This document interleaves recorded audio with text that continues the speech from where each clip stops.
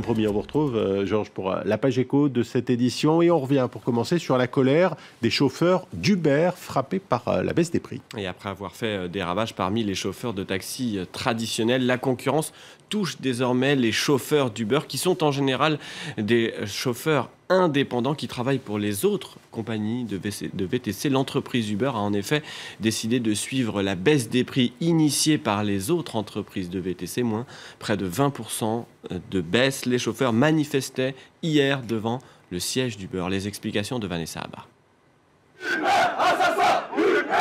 La colère de ces chauffeurs VTC. En ligne de mire, les tarifs toujours plus bas pratiqués par la société Uber. Alors aujourd'hui, ils se mobilisent et annoncent la création d'un syndicat. On vient de comprendre qu'on a des droits et qu'on ne nous a jamais donné la chance de discuter ou de parler ou même de parlementer. Et aujourd'hui, on l'a. Travailleurs indépendants, les chauffeurs VTC sont les victimes d'une guerre des prix entre leur société et les compagnies de taxi.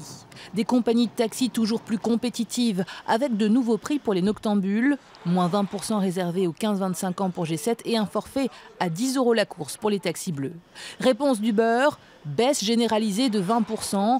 Le tarif de la course minimum est aussi passé de 8 à 5 €. Un rabais entièrement pris en charge par les chauffeurs.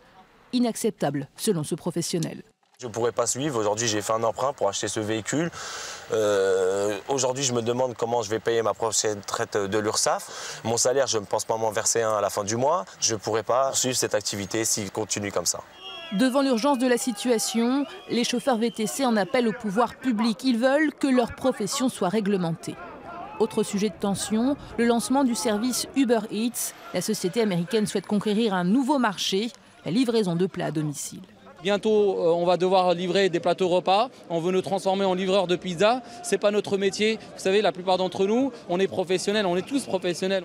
Face à la mobilisation des derniers jours, la société Uber a promis une réunion de conciliation avec les chauffeurs jeudi. En cas d'échec, le mouvement pourrait encore se durcir avec des opérations de blocage.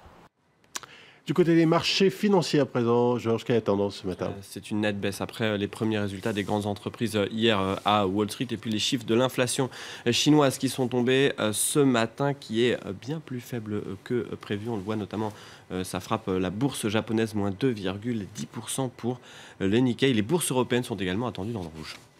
Dans le reste de l'actualité, en bref et en images, JP Morgan qui publie des résultats plutôt mitigés. Et la banque est la première à publier ses résultats ce trimestre. C'est un crédit d'impôt de 2 milliards de dollars qui préserve ses bénéfices. Le chiffre d'affaires a légèrement reculé, en particulier dans le trading. Pour la banque, c'est un signe qu'il est devenu de plus en plus difficile de gagner de l'argent grâce au crédit classique, surtout avec un taux directeur bloqué à 0%. Et puis autre mastodonte a publié ses résultats, Intel qui fait mieux que prévu malgré une baisse de ses bénéfices de 6,3%. Ce sont les centres de stockage qui tirent son activité. Les ventes de PCL continuent de dégringoler. Enfin, Twitter taille dans ses effectifs.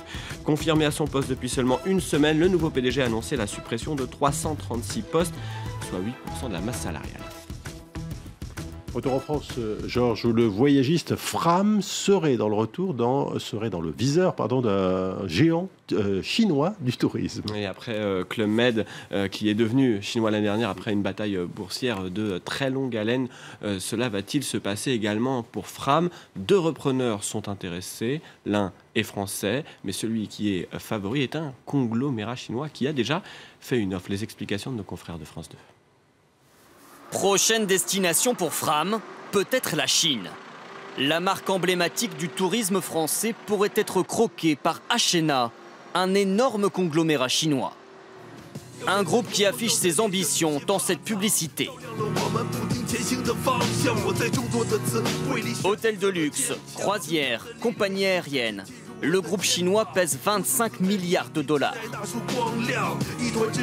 Un géant prêt à débourser environ 40 millions d'euros pour s'emparer d'un fleuron français.